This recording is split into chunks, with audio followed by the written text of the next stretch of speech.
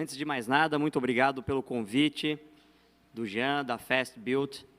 Eu tenho certeza que esse movimento deve reconfigurar as relações que existem entre os mercados e o mercado imobiliário em particular.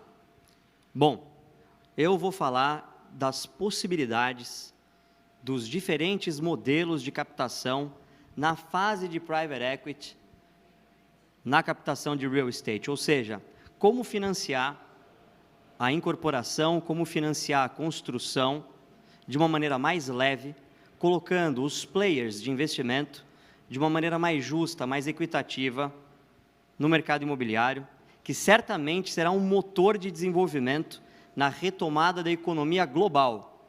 E o Brasil tem, sem dúvida nenhuma, um momento fantástico de ingresso de novos profissionais, gente mais qualificada nesse ecossistema maravilhoso que eu sou apaixonado, que é o mercado imobiliário. Bom, um pouquinho sobre mim para a gente se colocar dentro dessa história. Eu não sou egresso do mercado imobiliário, eu não comecei minha carreira no mercado imobiliário. Eu tive uma passagem pelo mercado imobiliário no ano passado, que se encerrou no começo desse ano, um pouco antes da pandemia, na Vitacom S.A. Eu fui convidado pela família Frankel e por um amigo de muitos anos, o Carlos Fernandes, que é diretor comercial da companhia, para estabelecer uma dinâmica diferente com toda a minha experiência de wealth planning, na captação e no atendimento de clientes investidores, ou seja, aquelas pessoas ou aquelas físicas ou jurídicas que investem no mercado imobiliário antes propriamente do momento de varejo. Eu tenho uma carreira de 22 anos em private services, ou seja, em atendimento a investidores, montando projetos e sistemas de alocação de investimento em cenários de altíssima complexidade, ou seja, quando não é fácil captar recurso, a gente, através ao longo dos anos, tem estruturado veículos específicos para acomodar os interesses dos investidores nos mais diferentes mercados. Eu sou um projetista, estrategista em planejamento estratégico e atendi centenas de patrimônios, famílias, que a gente chama de High Net Worth Clients. Eu, mais especificamente, especializado no Ultra High.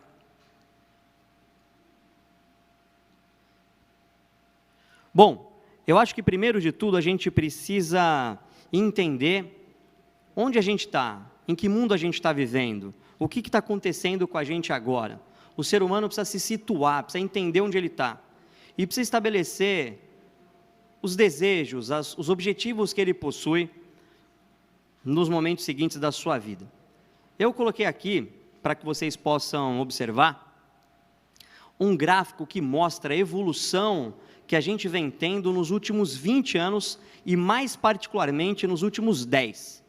Nos últimos 10 anos, nós inovamos muito, milhares de vezes mais do que toda a existência da humanidade neste planeta, provavelmente em outro que eu não conheço. Dá uma olhada, então, ali a partir dos anos 2000, como cresce vertiginosamente a nossa evolução tecnológica. E é importante a gente lembrar que tecnologia é tudo. Desde o momento em que o homem descobriu o fogo, ele avançou na sua tecnologia. Isso é tecnologia também. É você ter uma técnica nova, é uma inovação, é uma descoberta, é algo que você desvenda seus olhos e passa a agir de uma outra maneira. A vida começa a ser muito melhor a partir daquela nova tecnologia. E a gente, então, a partir dos últimos 10 anos, tem uma mudança brutal na nossa forma de se comunicar, na nossa forma de se relacionar, entre tantas outras coisas que eu vou mudar para você. Então, a primeira proposta que eu faço a vocês é: vocês têm consciência do momento da humanidade que a gente vive? Tantas oportunidades que surgem nesse momento. Vocês sabem exatamente qual é o nosso edge, qual é o nosso limite, em que momento a gente se encontra de transformação e tudo está se transformando. E aí eu faço uma primeira pergunta. Além de ter consciência, você sabe como viver num ambiente de constante mutação? Provavelmente o que eu falar aqui hoje, baseado numa análise de um mês, é bem possível que no mês seguinte não faça o menor sentido. A gente observa, por exemplo, isso no próprio campo político. A gente acabou de passar por eleições presidenciais no nosso país, com uma polarização clara de ambiente econômico, ou de viés econômico, e nesse momento nas prefeituras a gente começa a ter uma ponderação contrária, de forma muito rápida, em menos de 2 anos.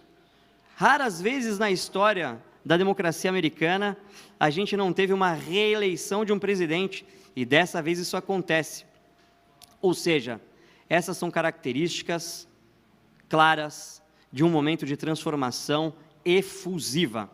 Quando a gente olha esse gráfico, a gente percebe que demorou muito para a gente chegar no sistema computacional, e nesse momento, a cada 3, 4, 5 meses, surgem coisas novas.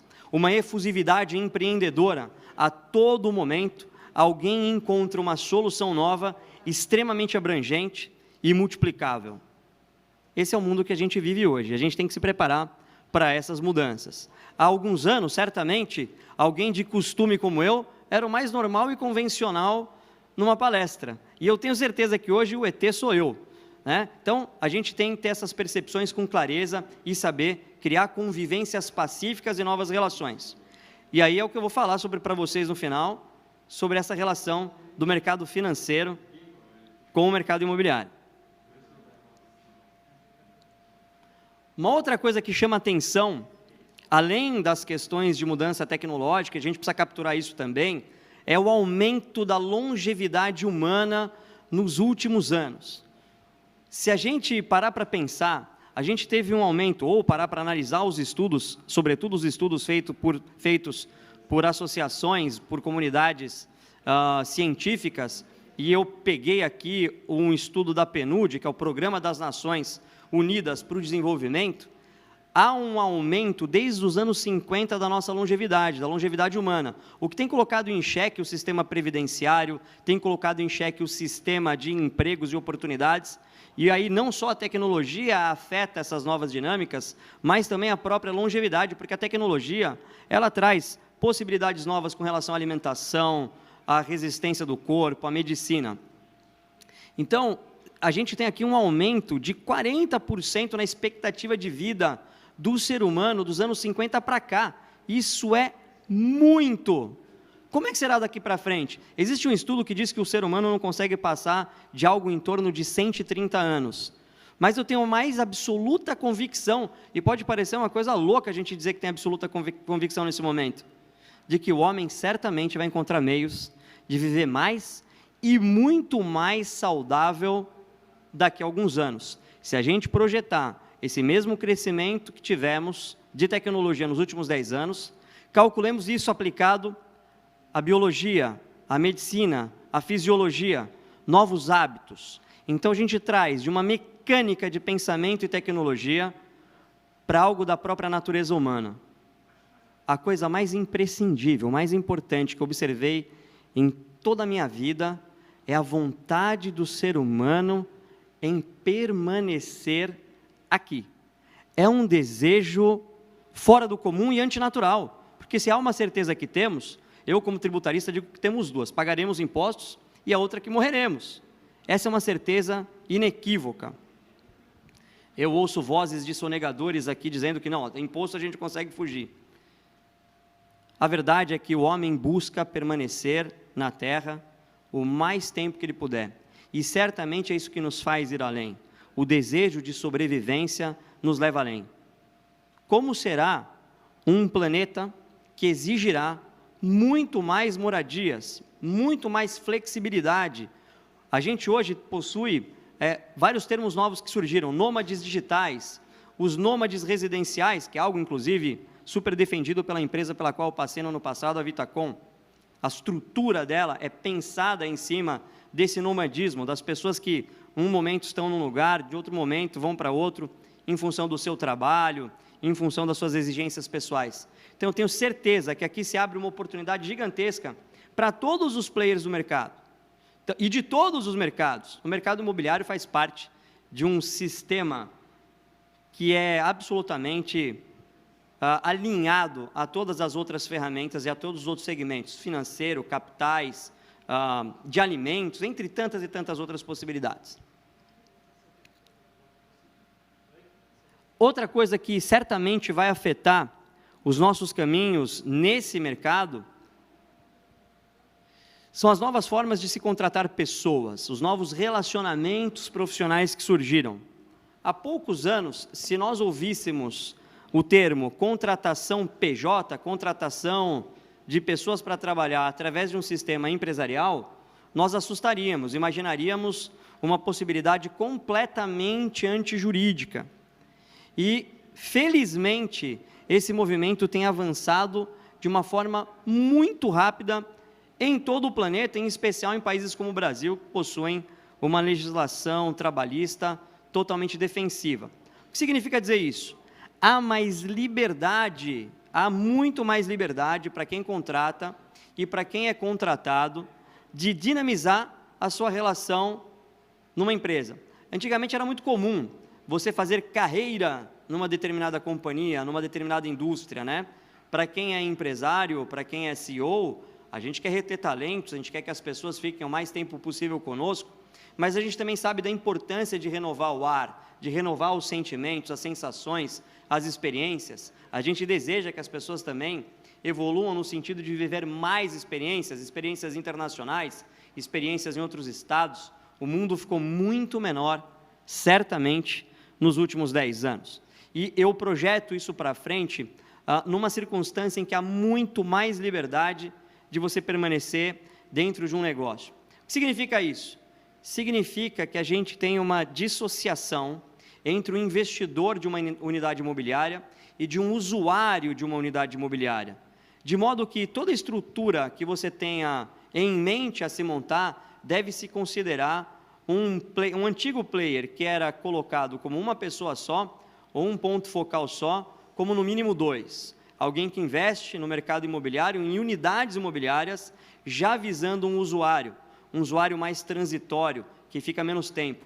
E isso certamente afetará contratos tradicionais como o contrato de locação, vai certamente exigir que a tecnologia seja muito menos burocrática, ou seja, evitar as questões ligadas a garantias excessivas, a um mega protecionismo de patrimonialistas. Então tem uma visão muito clara que se dá quando a gente olha para esse dado. Para vocês terem uma ideia, só nesse último ano, eu estou trazendo aqui um dado que é deste último ano, extremamente fresco. Aí a gente fez uma pesquisa pela Revelo, foi divulgada pelo G1, em junho de 2020, houve um aumento de 27% das contratações através das pessoas jurídicas. Não tem como você fazer todo aquele processo tradicional, burocrático da contratação trabalhista, porque nem dá tempo, você nem sabe quanto tempo vai durar aquela demanda, né? Diferente do que se pensa, muitos mercados foram beneficiados com a pandemia, pelo menos momentaneamente, né? Claro, vai haver pressão inflacionária aí no futuro, a gente já vê uma série de materiais de construção faltando no mercado, tornando mais complexo o desafio de se entregar uma obra ou de se fazer uma reforma, mas certamente isso foi afetado numa condição como essa. Depois, logo na sequência, ali em julho, no mês seguinte, houve um aumento de 36% no incremento de contratações no modelo PJ. Olha que coisa, olha que dado mais impressionante, olha que aumento impressionante de um mês para o outro. E agosto, que foi o último mês, houve ainda mais um adicional, houve um aumento de 40% nas contratações de pessoas através de pessoas jurídicas. O que significa dizer que nasce um intraempreendedorismo. Hoje, quando a gente pensa na nossa força de trabalho, a gente imagina um intraempreendedor, a gente tem que fornecer recursos para que o colaborador empreenda dentro das companhias. A coisa muda de figura, porque se visa muito mais um resultado, e um resultado que seja mais perene, um resultado diferente. As pessoas que você contrata devem ter um pensamento muito menos burocrático.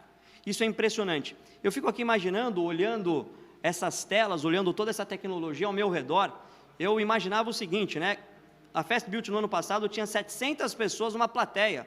Hoje eu tenho certeza que a gente vai atingir muito mais e por muito mais tempo através da tecnologia e da utilização de ferramentas relacionais diferenciadas.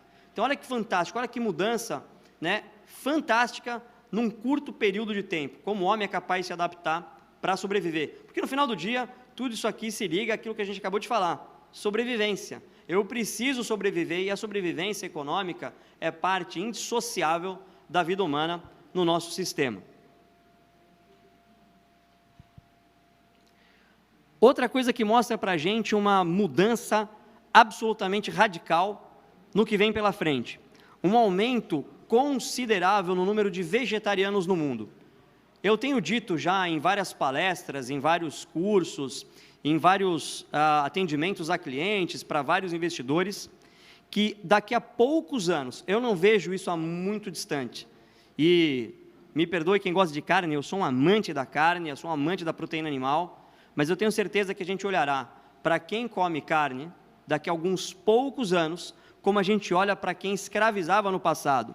E é importante a gente ter essa empatia com os nossos antepassados, com quem veio antes da gente, porque naquela época, a força de trabalho, a força econômica dependia dessa circunstância terrível e absolutamente condenável, que é a escravidão humana. Mas eu tenho certeza que a gente vai olhar para quem comia carne, em poucos anos, projetando poucos anos, considerando essa aceleração na última década de transformação tecnológica, tal como a gente olha hoje para quem escravizava humanos lá atrás. Mas, Pisa, o que isso pode ter a ver com o mercado imobiliário? Tudo, absolutamente tudo. Certamente, as relações negociais em cima do consumo de proteína humana geram uma demanda muito ligada, muito paralela à moradia, a hábitos. E viver, residir ou estar locado, domiciliado, residenciado, tem que ter a ver com o seu estilo de vida. E se você olhar hoje, por exemplo, para pequenos bolsões de desenvolvimento, quem, por exemplo, determinou as eleições americanas foram as grandes capitais, lugares com um desenvolvimento social, um desenvolvimento cultural muito mais adiantado do que no interior, ruralista, dependente das estruturas industriais, das estruturas de abate animal, enfim, a gente começa a olhar uma mudança relacional que afetará, sem dúvida nenhuma, todos os mercados, absolutamente todos os mercados. São mais de 30 milhões a mais, pela última contagem do Ibope, no Brasil, de pessoas que são vegetarianas. A minha esposa, há pouco tempo, se tornou vegetariana, está nesse processo. E é incrível a forma diferente como ela tem se comportado, inclusive em relação a problemas. Certamente havia alguma afetação no dia a dia dela em função desse tipo de alimentação. Então, certamente o nosso comportamento de consumo mudará. A gente certamente vai observar para coisas muito mais prazerosas, a gente vai buscar muito mais uma relação com onde a gente vive muito mais agradável. Eu tenho amigos que, por exemplo, residem aqui em Florianópolis e que escolheram viver aqui pela sua qualidade de vida, porque é muito mais tranquilo, muito mais calmo, embora uma cidade em franquíssimo crescimento, com fácil acesso a uma grande capital como São Paulo. Isso demonstra uma mudança de comportamento do consumidor final, do usuário do mercado imobiliário.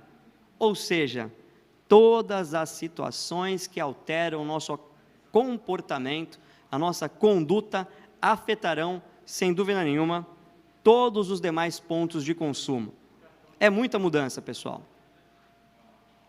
E o que a gente conclui, então, com tudo isso? A gente conclui que, evidentemente, estamos num momento absoluto de transformação. E transformação exige uma adaptação rápida, dinâmica, desenvolta, preparada, capaz de quebrar fronteiras, capaz de quebrar regras. Mas, Pisa, você é advogado, você pensa em quebrar regras? Penso. As regras, elas são feitas ou elas são construídas após o empreendedorismo, após o dinamismo das relações humanas.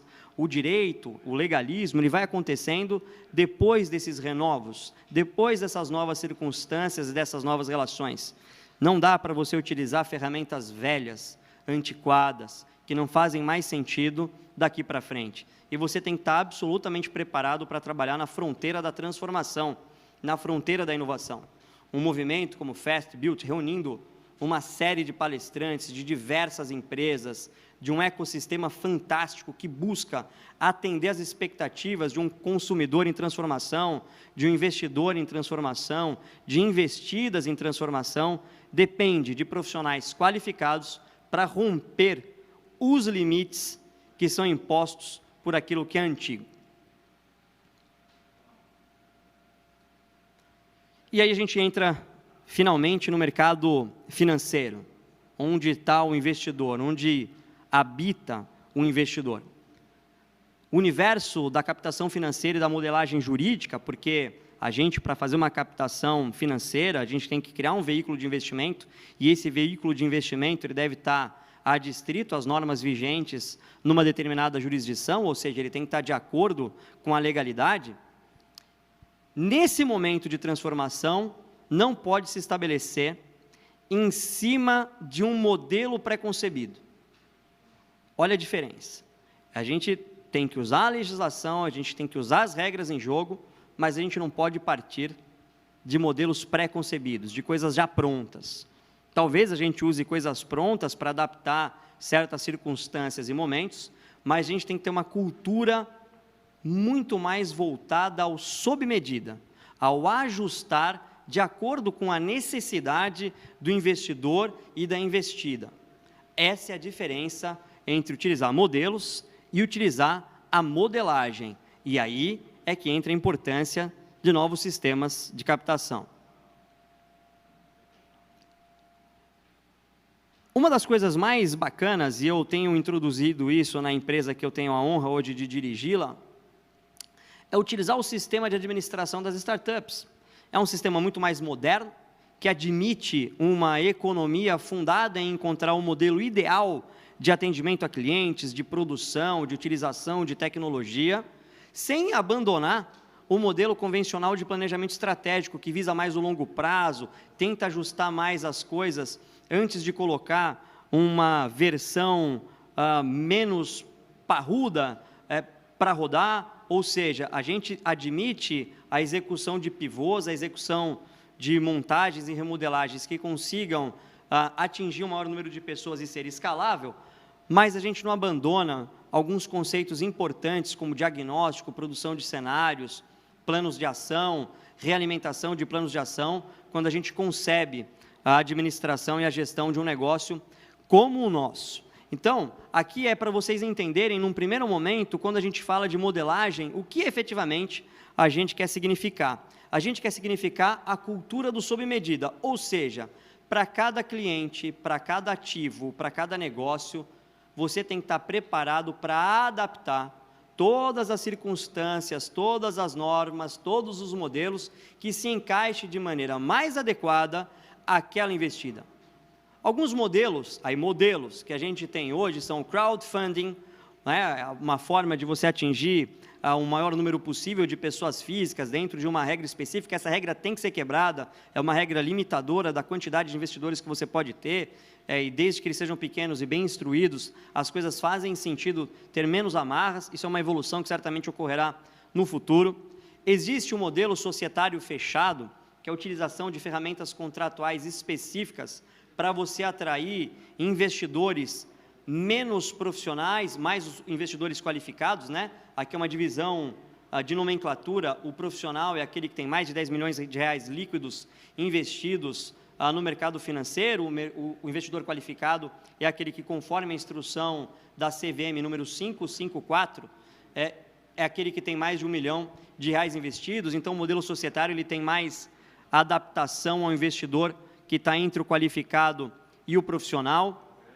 Ele visa atingir famílias, pessoas físicas que têm uma capacidade econômica bastante razoável e aferir o asset allocation, a diversificação dentro de um modelo em que ele fica dentro de uma SA em geral de capital fechado, em geral não, sempre de capital fechado, e que visa propulsionar uma diminuição do risco, da exposição de caixa do empreendedor imobiliário numa cadeia intermediária pós-venture capital. É possível também usar para o venture capital. A gente tem o mercado de capitais, que vai utilizar a ferramenta do lançamento de fundos imobiliários, que podem desde fundos de investimento até fundos mistos, né? Fundos híbridos, que vai utilizar locação, build to suit, swing trade, e na sua estratégia, a depender da estratégia derivada pelo gestor, e você consegue fazer uma alavancagem ou uma captação de recursos fantástica e muito produtiva para o mercado imobiliário, sobretudo para empreendimentos maiores. Você tem as combinações adaptadas, você pode fazer um pedaço via fundo, um pedaço via private equity, depois preparar a empresa via private equity para um IPO. Isso tem sido o mais comum em termos de Brasil. Quando a gente olha Brasil, a gente observa as incorporadoras, em algum momento, elas fazem o seu IPO para conseguir fazer o seu fluxo de caixa mais perene, né? Ter mais recursos para aquisição de terrenos, estruturação da contratação de terceiros para obras ou da contratação própria, né? Ou seja, quando a incorporadora ela também é construtora. Mas o grande lance aqui é a gente tentar imaginar que hoje existe um tripé muito importante: um investidor, a investida e o público final. Independe de qualquer modelo desses que a gente viu aqui e que eu listei. Hoje a gente tem claramente 3 perfis: o investidor, a investida e um usuário final, um público final. O investidor hoje, e eu posso dizer para vocês isso com muita tranquilidade, ele mudou o seu comportamento radicalmente nos últimos 5 anos. Ele foi se cansando de colocar os seus recursos, colocar os seus ativos nas mãos de uma instituição muito grande, em que o recurso dele não fica claro, não fica evidente onde ele vai ser projetado, onde ele vai ser alocado, onde ele vai ser investido. E ele se torna só mais um, por mais recursos que ele tenha, ele sempre vai ser menor que a instituição. E o investidor se cansou disso. Se cansou de usar o seu recurso, a sua conquista patrimonial de gerações, para ter só um pedaço muito pequenininho de rentabilidade para poder ter segurança. Qual era a alternativa que o investidor tinha nisso? Ele tinha que empreender. E às vezes, ou muitas vezes, não é o seu core, não é o seu objetivo, não faz parte do seu modelo de gestão familiar ou de recursos empreender. Não é a dele. Ele curte uma relação mais passiva com o retorno de capital. Então ele se obrigava, ele ficava obrigado, restrito a: ou eu empreendo para tentar uma taxa de retorno muito maior, ou eu dependo de uma instituição que vai pagar um NACO muito pequeno, um retorno muito pequeno, em cima do principal que eu elevei. Claro, a instituição vai utilizar esse recurso para ter lucratividade, enfim, por aí vai, todo mundo sabe dessa ideia. Por outro lado, as investidas também queriam estar mais próximas do investidor. Elas não queriam mais se financiar ou não desejavam mais, isso também vem ficando cada vez mais claro, sobretudo nos últimos 5 anos, que elas não faziam muito sentido ter alguém que ia cobrar juros de maneira difícil, caso as coisas não dessem certo, ou que não teriam a menor noção da avaliação daquele empreendedorismo que eles faziam, além da dificuldade de se obter recursos para negócios menores. Nasce e evolui rapidamente o mercado das startups, onde se aproxima investidor de investida. Hoje tivemos aqui, inclusive, um Startup Awards, uma premiação das startups, e certamente isso faz com que o mercado de investimento, lá na ponta superior do mercado financeiro, lá na ponta da trickle down, mudasse também. Ou seja, eu preciso nesse momento aproximar famílias e investidores do empreendedorismo, que não precisa ser só o startup. Ele pode ser o empreendedorismo tradicional, seja no mercado da construção civil, na incorporação, na própria tecnologia, seja no que for. Mas hoje o investidor, ele quer estar mais próximo daquilo que ele quer aplicar, ele quer ter um retorno maior, mas ele também não quer a gestão, ele quer só apoiar um empreendedor que ele tenha capacidade de ter alguma interação ou de compreensão para que os negócios evoluam. E a investida, por sua vez, gosta desse tipo de investidor, gosta do cara que vai estar mais perto dela, que vai gerar um recurso que para ela é mais importante, com muito menos custo desse capital. É uma distribuição, provavelmente, do lucro e dos dividendos. E é aí que a gente traz para o mercado imobiliário essa ideia. A ideia de operar sistemas, como fazem as startups, para alavancar os seus procedimentos mais clássicos, como, por exemplo, a construção de um ativo modelado para o dividend yield, um ativo modelado para investidores que gostam de ter retorno do investimento através de dividendos, com economia tributária, com facilidade societária, com formação de um mercado secundário pré-autorizado, dentro das normas legais, de uma maneira muito fluida e fácil. O investidor também não quer lidar com os assuntos de negócio do dia a dia daquela companhia que ele investe no mercado imobiliário. Há muitos detalhes nesse mercado, é um mercado extremamente rico de circunstâncias e situações. Ele precisa de alguém que fale a língua dele, que traduza para ele os acontecimentos, aquilo que rola, aquele follow-on, todas as circunstâncias, todo o tracking. E aí são áreas de relação e de relacionamento com investidores mais básicas, mais voltadas a uma tradução do que é o retorno de capital para o investidor de uma maneira mais limpa, mais fácil, mais fluida. E as investidas, elas precisam ter empresas, precisam ter prestadores de serviços preparados para fornecer esse tipo de relatório para os seus investidores. Ou seja, cria-se uma relação muito mais íntima entre capital, dono do capital, e empresas de desenvolvimento e empreendedores, o que é absolutamente saudável para o mundo que vem pela frente, pela diminuição, principalmente pela diminuição do custo de transação. A gente tem dito isso bastante, né? Há uma mudança clara também no mundo entre quem era muito broker, ou seja, quem sabia vender um projeto. É muito importante saber vender, é óbvio, mas nesse mercado a gente tinha uma abundância muito grande do broker. E agora a gente começa a ter advisors entrando no mercado, pensando em estruturas novas, pensando em relações novas, para que se atraia investidor de maneira mais direta, com custos de transação muito menores. Quem se beneficia com isso? O público final, quem vai adquirir lá na ponta um ativo imobiliário muito mais acessível, muito mais dinâmico, muito mais feito com tranquilidade pelo empreendedor. Uma produção, o empreendedor ele fica com a cabeça no produto final, ao invés de ficar com a cabeça nos juros que ele vai pagar para uma instituição financeira tradicional, naquilo que ele teve que se alavancar às pressas, porque ele não conseguiu uma aprovação, ele não conseguiu comprar material de construção na hora, ele não conseguiu pensar num contrato que prevê algumas cláusulas que fazem uma defesa contra a extrapolação de preços no mercado futuro, entre tantas e tantas outras coisas que a gente pode fazer para o investidor e para a investidora. E é isso que a gente tem feito, desde a minha passagem na Vitacom, agora na NPR, eu me tornei um amante, um entusiasta do mercado imobiliário, e a gente tem trazido essas ferramentas para esse mercado. Então, aqui tem espaço para advogados, consultores, gente do mercado financeiro, gente do mercado imobiliário que queira evoluir, que queira aprender essas novas formas, e não são tão novas assim, são adaptações, são criações, porque a gente tem que se manter dentro da legalidade, evidentemente, mas a gente tem que quebrar a fronteira daquilo que é chato, burocrático, que só dá dor de cabeça.